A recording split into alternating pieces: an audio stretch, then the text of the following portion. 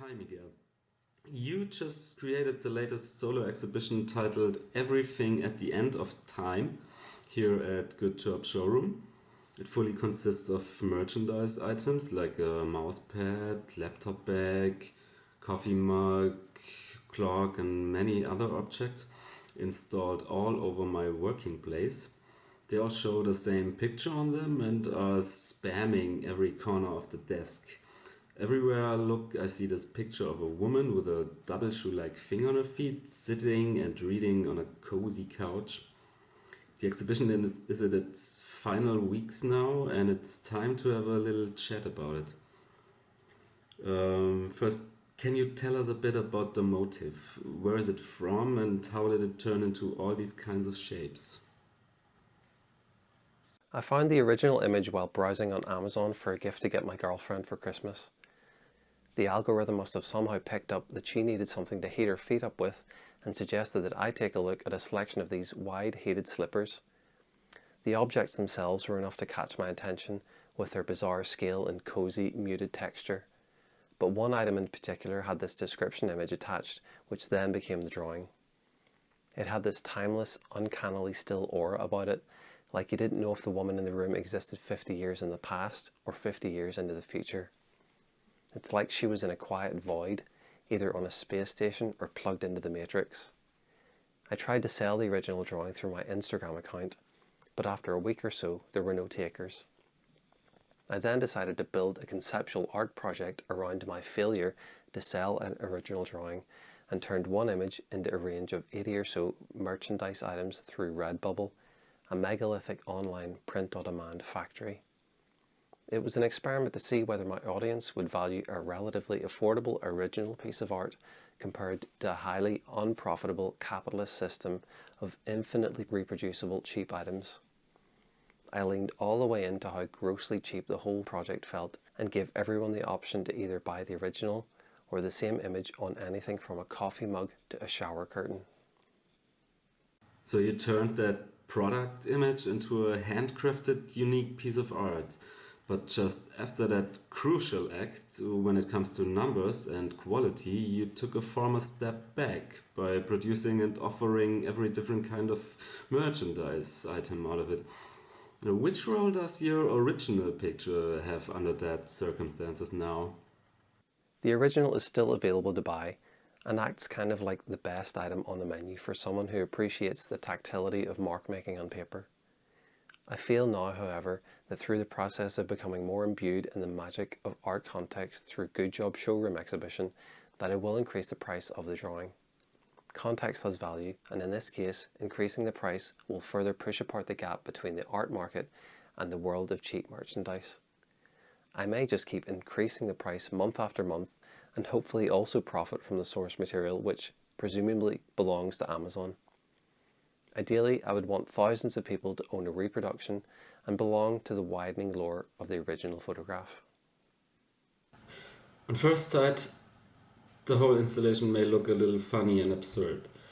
Yet after a second look, many people will sense quite some taste of madness and that unmerciful repetition of the same picture over and over again. How close are wit and horror to each other for you?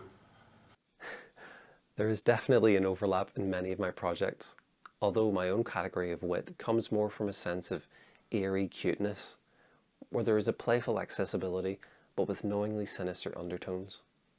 The horror elements are more connected to Freud's theories of the uncanny, where objects and environments create a sense of unease through their familiarity, yet instinctively feel strange or unsettling. Repetition is a key element of the uncanny, an obsessiveness with one thing, causing the mental illness of monomania. I also find it funny that there is nothing inherently disturbing or dangerous about the image itself, yet simply by presenting it as a showroom of merchandise in an office space, it becomes kind of like a serial killer's trophy room. The exhibition is in parts clearly about making people buy the items. There even is an ordinary price list like this.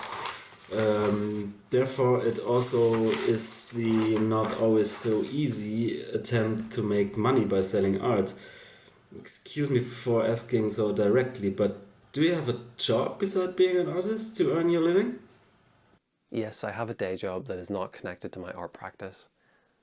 I am self-employed, so I can do this job for as many or as little hours a week as I wish.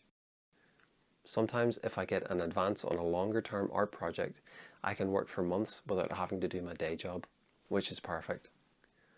I've also turned my day job into somewhat of an art project, where I produce images from it which I upload to an anonymous Instagram account unaffiliated with me or my name. It is a way to still be creative and not feel like I'm completely wasting my time away from my art practice. I really enjoy bringing the two worlds together like that, which is why I appreciate Good Job Showroom so much. I think more artists should combine these two worlds and let their day job become something more elevated. During the last few years, I could see many fellow visual artists offering more and more merchandise and small edition pieces via Instagram and elsewhere, and selling them quite good. Little multiples, ashtrays, shirts, and even calendars seem to have become a valuable way to make some easy cash.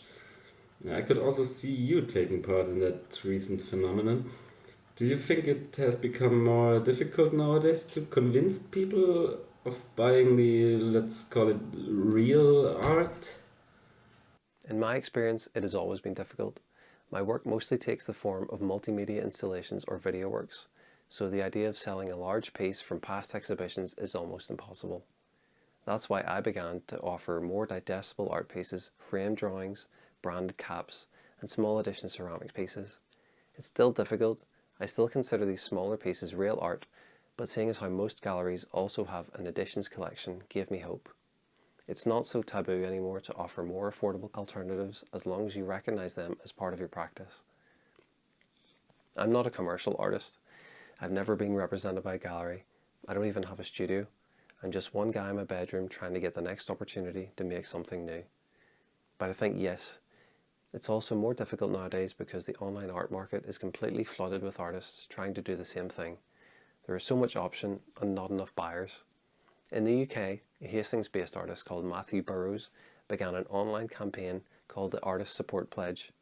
If you sold 5 of your own artworks, priced at £200 maximum, you would use money from the 5th piece to purchase another artist's work within the network.